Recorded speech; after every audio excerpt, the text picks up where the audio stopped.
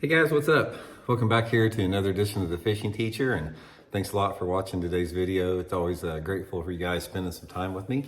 And guys, today we're going to be talking about fishing a big spinnerbait with a big giant blade in the fall time of the year, specifically November and December. There's a few windows during the course of the year that this thing really works good, and we're sort of in it right now as we start to get into November. So I'm going to give you guys some tips on when this works, and hopefully it'll catch you some good fish. Real quick, guys, just a couple quick housekeeping tips before we get started here. Just want to invite everybody to please visit fishinthemoment.com and check out our lake map breakdowns we have there. It's a good way to support the channel if you'd like to check our breakdowns out and get you some good spots on your favorite lake.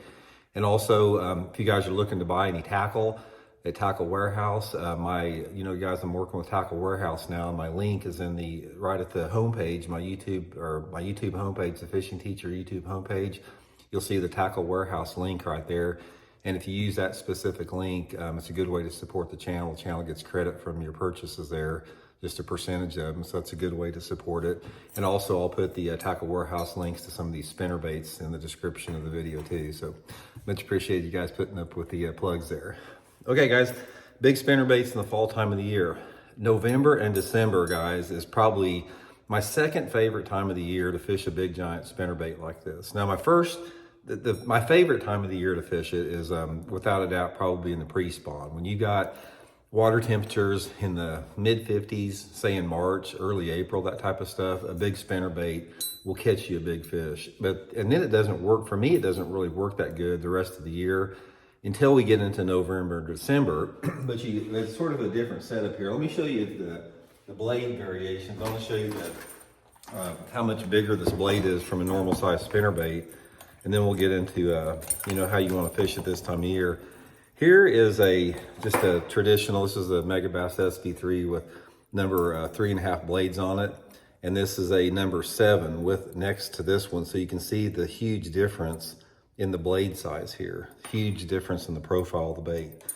So anyway, like I said, there is a dead period between about when the water temperature reaches 60 degrees in the spring and back until when it starts to fall below 60 degrees in the fall time of the year. I don't catch much on a big spinnerbait, but once that water temperature starts falling below 60 degrees in November and December in a lot of parts of the country, that's when this thing lights up right here. And there's several different situations you can catch fish on this big spinnerbait once it gets to that situation. First of all, it depends if the lake you have has rock or grass in it.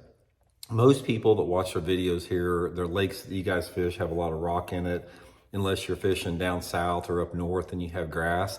Now, this big spinnerbait can be really good slow rolled over those grass beds. So if you guys have some grass beds that are starting to die out, like at Lake Gunnersville or Lake Sam Rayburn, something like this, you can take the big number 7, 3/4 ounce, 1 ounce spinnerbait and slow roll it over those grass beds and catch some. But predominantly, or more, the point of this video more than anything is I want to talk about the man-made impoundments that have rock in it to use this thing.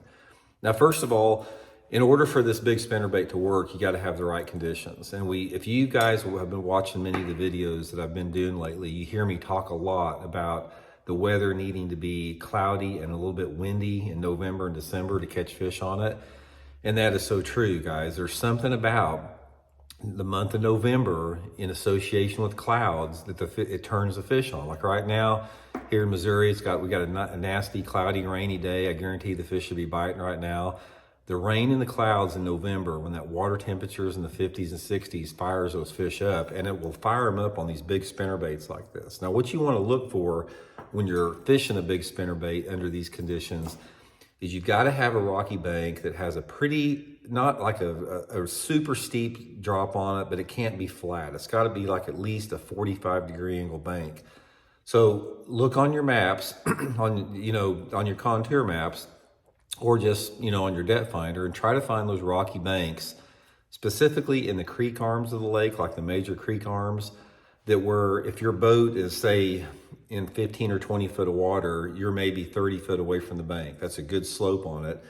And throw this big spinnerbait right up to the bank and just slow roll it down that drop there. Just like slow crank it like this, and maybe stop it for, if you think that spinnerbait's coming up a little too high, let it drop down a little bit, start cranking it, and try to keep that spinnerbait probably, a foot or two off of the bottom all the way down maybe into 10-foot of water or so. Now, it's going to work best if you have water visibility sort of in that 2 to 4 foot range is going to be ideally under those conditions.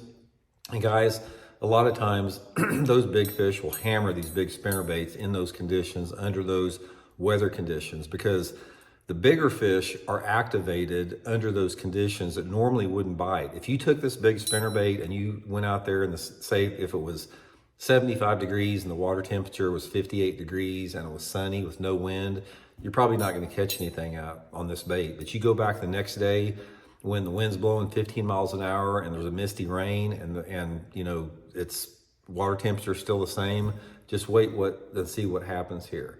Now, another good thing, a good time for this is a lot of people fish topwater lures in November.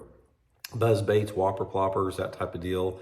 If you're getting bites on a topwater lure, specifically like a buzz bait, that's a good indication that they're going to hit a big spinner bait. If they get off of that topwater, or if you see fish start to hit your topwater and miss it, a lot of times you can pick up these big spinner baits and start fishing a big spinner bait instead of that topwater and catch a lot of fish. There's just something about the mood and the personality of it. But main thing, guys, I just want you to know that we're right in the window of this right now for the big spinner bait. I would recommend, like I said, a 3/4 or a 1 ounce model. I usually put it on 20 pound test Seaguard Vizex line, and I throw it on my flipping stick, guys. These big spinner baits that pull a lot with these big blades and they're heavy, a flipping stick is a perfect rod to throw it on, because these things, once you get a trailer on it and the blades, they weigh over an ounce.